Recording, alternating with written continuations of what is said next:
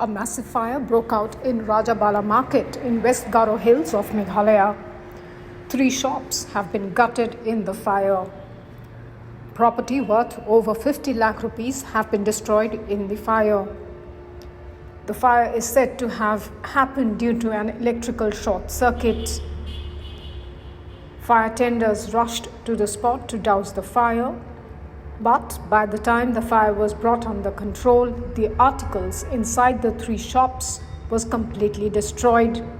Many things were reduced to ashes. The fire that destroyed the shops included a medical shop, a grocery shop, and a textiles and apparel shop. Detoryed electric shop. I think last month. এখানে একটা stationery shop আছে আর ওইখানে pharmacy আছে আর তিনটা দোকান ওটা এইটো 35-40 লাখ মান হবো আর এইটো কি মান হবো এইটো 15-20 লাখ মান হবো